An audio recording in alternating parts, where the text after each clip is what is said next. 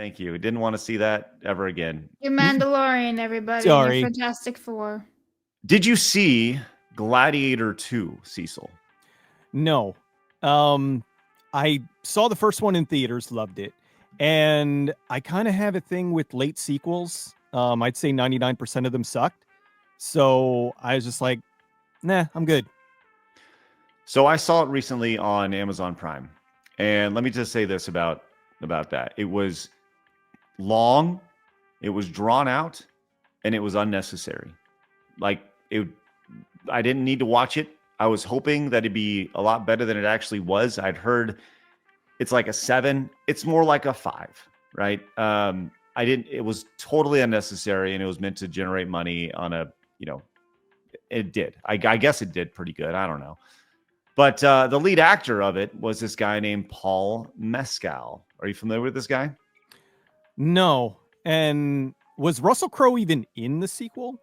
No, he's alluded to in the sequel. There's like the scenes of his hand along the wheat and all that.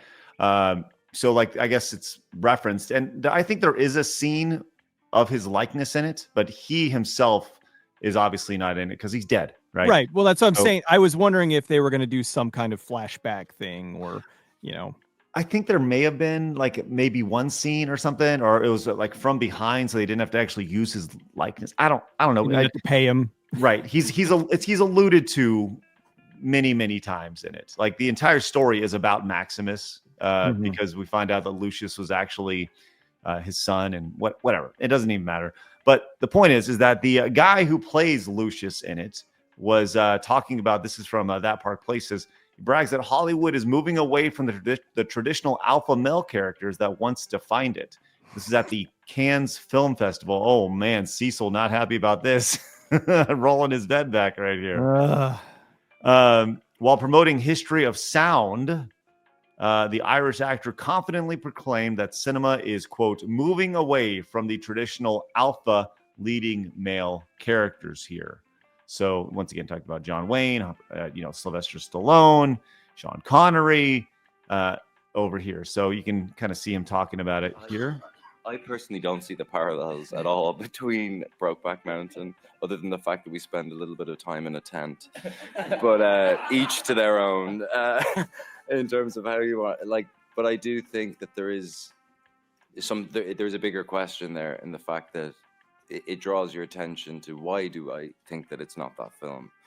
Because that film, to me, when I look at Brokeback Mountain, it's a beautiful film, but it is dealing with the idea of repression. And this film is fundamentally pointed in the opposite direction. So I think, to be honest, I find those comparisons relatively lazy and frustrating. But for the most part, I think that relationship that I have to the film. You're muted, Craig. I guess he doesn't mention there. Sorry about that. I didn't actually pre-screen it. My bad. But either way, the idea that they're moving away from toxic men in Hollywood, or toxic masculine men in Hollywood. Think of like Arnold. You think of Sly Stallone. You think of go down the list of all your 80s, 90s action stars, even 2000s action stars. And this seems to me, Cecil, the idea that you're really messing with your moneymaker here. If that's truly the way they're going to go, you wonder why Hollywood is failing. Now you know. Yeah, like when you see Thor, what Chris Hemsworth without a shirt on, and he's jacked, and he just is like going out there and kicking ass and not really being a sissy. Like it. I mean, there's a big difference between somebody who, I mean, I hate to use the term, but I will because they did. But I mean, you have somebody who is an alpha male, a Captain America, a Thor, a Vin Diesel. Like, there's a big difference between that kind of character in a movie and oh God, who's that guy? Who's the whole? I just totally forgot his name. Andrew Tate.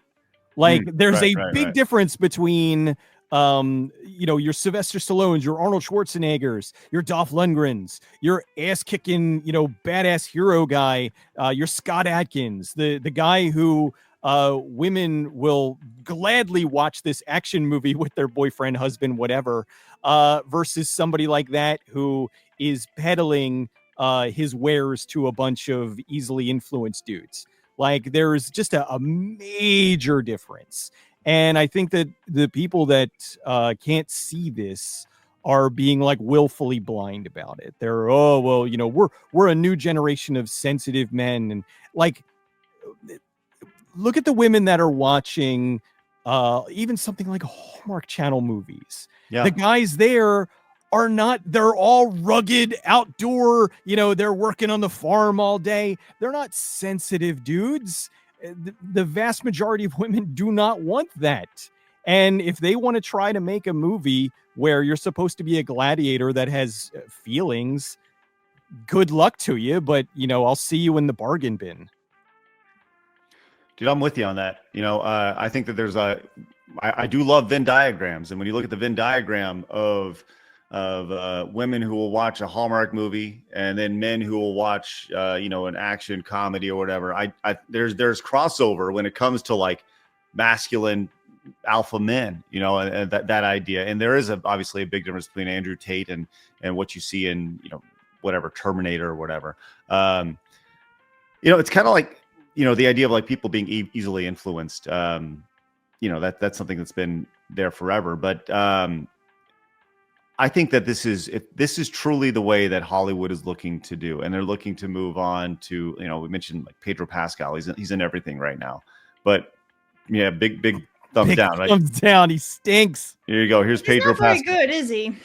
Well, I mean, just saying, like, if this photo really says everything you need to know about Pedro Pascal. Very feminine. But- He's like he's the male Zendaya. He's in everything for some reason. No one knows why. Yes, this is true. 1000%. And he either, I mean, you can only assume why he's in everything. He's either affordable enough to be in everything, or because he's not talented enough. I mean, but he does play truly every role. But Pedro Pascal to me is not masculine, like just from him as a person. Like when I look at Sylvester Stallone, when I look at even The Rock, you know, The Rock is, you know, like muscles don't necessarily make you masculine, but they help. You know, they sure help, right? But when you look at this, if this is truly the direction they go and they want to go like more girl boss, and listen, ultimately the market will decide. There's a reason why when you watch a movie like God, what's that? There was like this talking about sex teen comedies. What was the one with God, where they're, Jesus Christ, I'm blanking on the name of it. Give me an actor. The guy who pretends he's from Hawaii and he has the ID. Superbad, right? Yeah, when you think like Superbad, right? The reason why it's funny is that all three of those guys are betas, right? Mm-hmm. They all want to be the alpha. They all want to hang out. They, you know, so we are literally laughing at them. We're laughing at them. We're laughing with them in their situation, and that's what makes that movie so funny, right? But I don't know. It's tough to see Hollywood make this decision if it truly is the way they go. And ultimately, it's going to come down to indie filmmakers and or AI filmmakers to go in and create the products that they want to create. So Young Stove came in and says, I'm 5'6", 145-pound little Italian weeb gamer nerd. I'm more masculine than Pedro, and can grow a better stash. Male Zendaya, bet he gets his rolls on his knees. Damn. Good for you, Young Stove. There was a video recently of like Pedro was at some event and he was like, licking a thing. Yeah. Yeah.